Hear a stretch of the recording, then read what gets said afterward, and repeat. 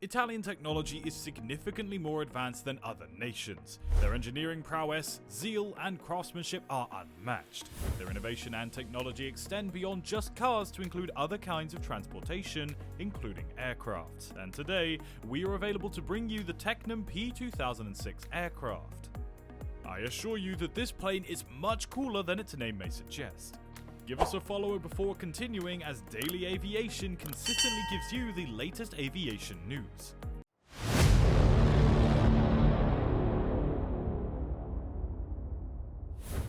On to our TECNAM P2006T, shall we?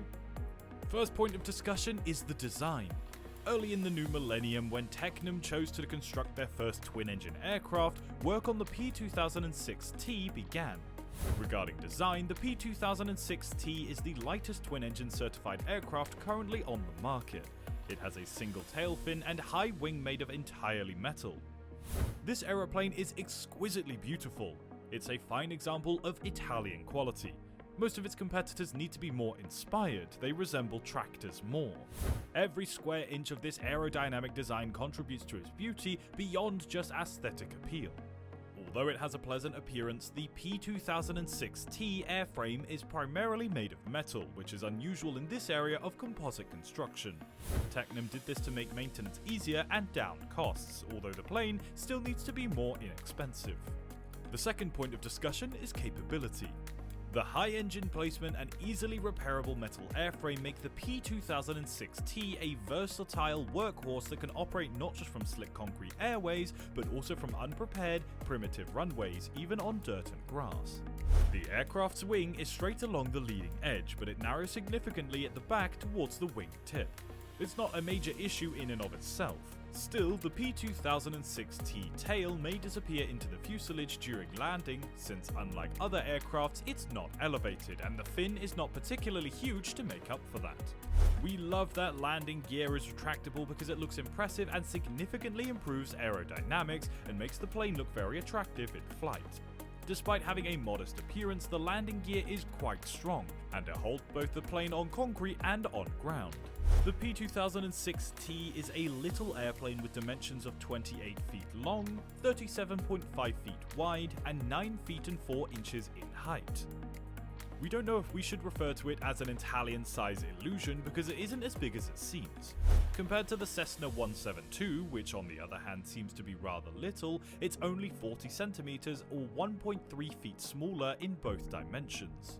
Moving on to our third topic of discussion, power plant. Now, you might need clarification as to why this little plane requires two engines when one engine would suffice. What on earth is a 4-seater aircraft with two engines and a maximum takeoff weight of roughly 1,200 kilos doing?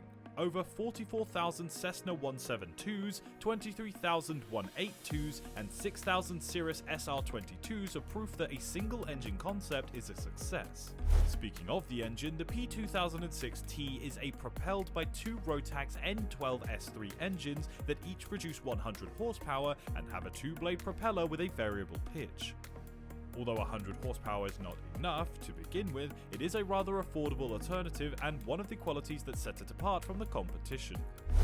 The Rotax 912 is a 4-cylinder, horizontally opposed engine with a displacement of about 1.2 litres. It's relatively underwhelming and weakly powered when compared to other popular engines. The 912 is a relatively new engine, more technologically advanced, more fuel efficient, and simpler to operate than its counterparts from Continental and Lycoming. Many of its co-workers, in contrast, are dinosaurs. This engine is less complex and has some of the caveats of modified and derated engines that were originally more powerful because Rotax originally intended it to be low power. As a result, the engine is small, weighing around 60 kilos, inexpensive to purchase and operate, and uses only about 20 litres of fuel per hour.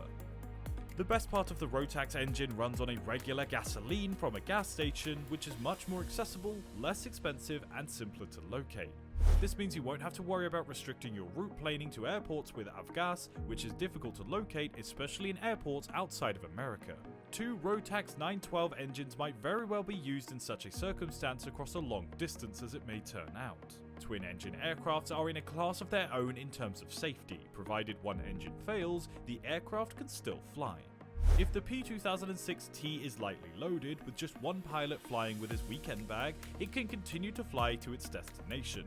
Suppose the plane is fully loaded, with all 4 seats occupied and all full fuel. In that case, however, it will still fly, albeit with a slight loss of altitude, which is not particularly critical, and under normal circumstances, the pilot will have more than enough fuel to complete his trip. Rotax engines are highly efficient and weigh about half a ton. This makes them very popular in light aircrafts like the TECNAM P2006T. Just a reminder that if you like our content, please don't forget to give us a like and a follow for all of our hard work. It really motivates us and helps us to bring you such amazing content. Back onto the video with our 4th point of call, performance. The Rotax 912S3 engines give the P2006T a speed of 145 knots, or about 296 km per hour, and a service ceiling of 4,300 meters or 14,000 feet. It can only climb at a speed of 1,260 feet per minute, which is not too fast for a twin but could be better for a plane of its size. Another point is the 2 small Rotax engines that may seem like not enough power to lift the plane off the ground when you first see it, because TECNAM carefully considered aerodynamics and comfort when designing this aircraft. However, it's not just about the engine. Lightness and aerodynamics also play a significant role into lifting this aircraft off the ground.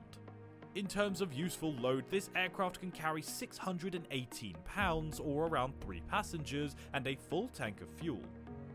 Under these circumstances, the range approaches 1,374 kilometers or 853 miles, and the flight time increases to nearly 4 hours.